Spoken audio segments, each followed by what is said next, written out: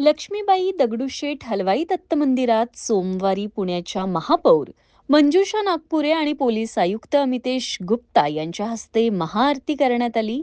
यावेळी महापौरांनी दत्तगुरूंचे दर्शन घेत पुणे शहराच्या सर्वांगीण विकासासाठी आणि पुणेकरांच्या कल्याणासाठी प्रार्थना केली. लक्ष्मीबाई दगडूशेठ हलवाई दत्त मंदिराच्या 129व्या वर्धापन दिनानिमित्त महापौर मंजुषा नागपुरे यांच्या हस्ते दत्त मंदिरात आरतीचे आयोजन करण्यात आले होते.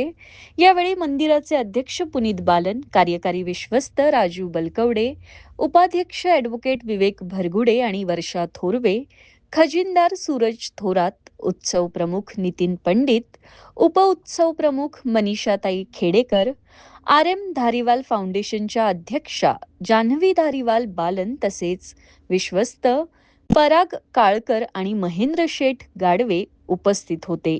महापौरांच्या हस्ते झालेल्या महाआरतीनंतर मंदिर परिसरात भक्तिमय वातावरण निर्माण झालं. भाविकांनी मोठ्या संख्येने उपस्थित राहून दत्तगुरूंचे दर्शन घेतले. खूप आनंद होतोय.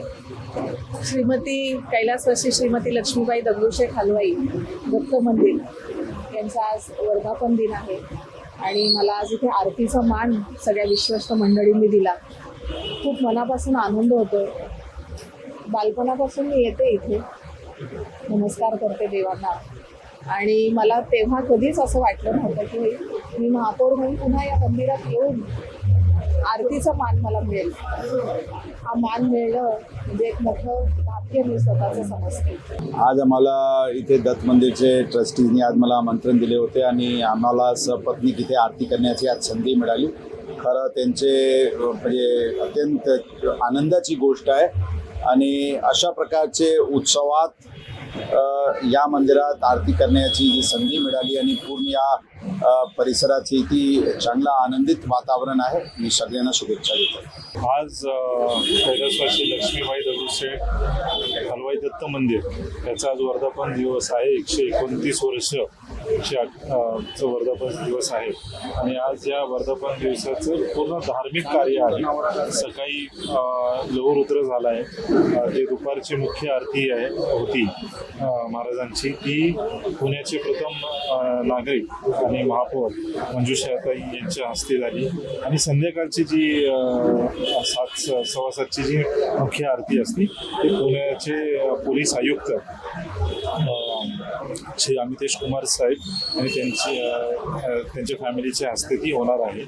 आणि आज पूर्ण धार्मिक कार्यक्रम आहे आणि नुकतीच 9 तारखेला पुणे शहरात पालखीचं आगमन होतोय.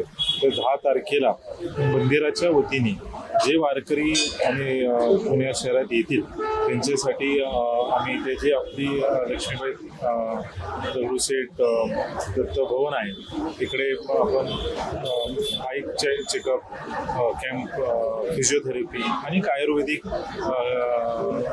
उपचाराचं कॅम्प असं या वारकरी मंडळासाठी ठेवणार. आता कसं आहे की विश्वस्त मंडळ आमचं सगळे आहे, 9 जण आम्ही आहे. विश्वस्तची नियुक्ती झाली. त्याच्यानंतर आज अध्यक्ष मी झालो आणि पहिलाच कार्यक्रम अध्यक्ष खाली आहे.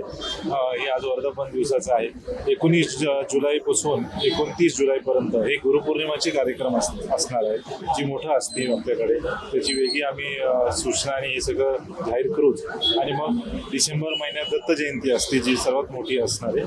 आणि मला वाटतं की आम्ही सगळे फक्त व्यवस्थेचे भाग आहेत. हे करणारे तेच आहेत आणि त्यांची सेवा करणं हेच आमचं काम. आणि मी एवढंच मागेल की आधी पाऊसच नव्हता, सगळ्यांनी मागणी केली की पाऊस पडावं, पण जेवढी आपल्याला गरज आहे पावसाची तेवढीच पाऊस पडावी आणि कुठलंही आपत्कालीन घटना किंवा गोष्ट घडायला नाही पाहिजे हेच मी देवाच्या चरणी मागतो.